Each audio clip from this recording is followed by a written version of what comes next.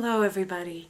So there's one skill, life skill, that can change your life. And if you don't do this skill well, and it's a skill you use throughout your day, it can result in divorce, financial loss. So what is the skill? Listening skills. So I'd like to give you 3 tips to be a better listener, but also to be a better communicator. How often do you really look at the person you're speaking with to see if they are listening, to see if they are actually receiving the message you're trying to bring forward?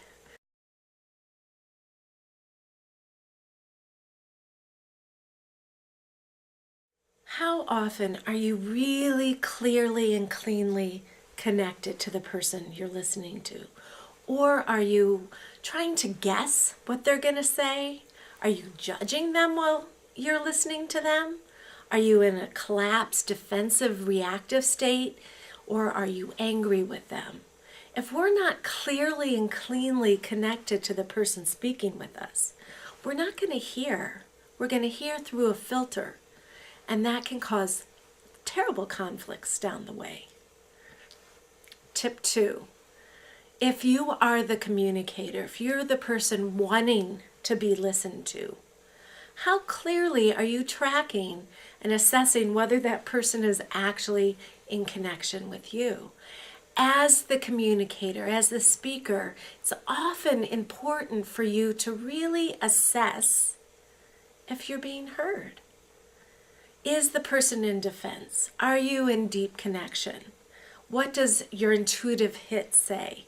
And are you looking at the nonverbal communication that you're giving off, but also what is the listener nonverbally communicating to you? In the situation where I wasn't being heard clearly, the person I was speaking to was like looking up and away. She was like pushing me away. And I wasn't really picking up on those nonverbal cues, even though in her words, she was saying she heard me.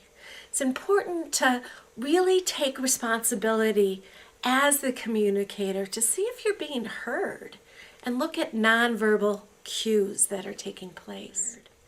And that kind of brings me into tip 3.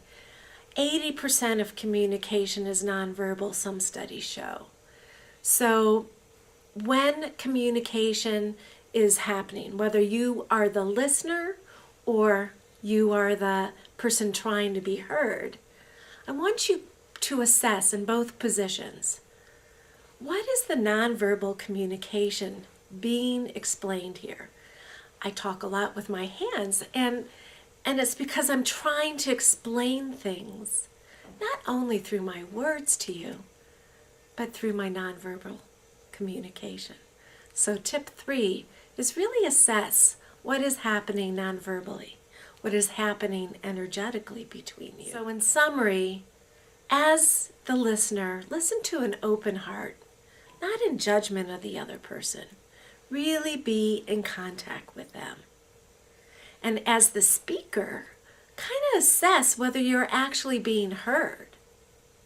And also look at nonverbal communication. What is really happening between you? There's this whole quantum reality of the nonverbal communication. The body gestures, the energetics, that needs to be taken into consideration. So guys, if you want to take this work even deeper, on February 19th and 20th, I'm doing a workshop on how do you foster better relationships? How do you really connect to the inner power to create the life, the career, the abundance, the health that you really want? I hope you join me on the 19th. Blessings.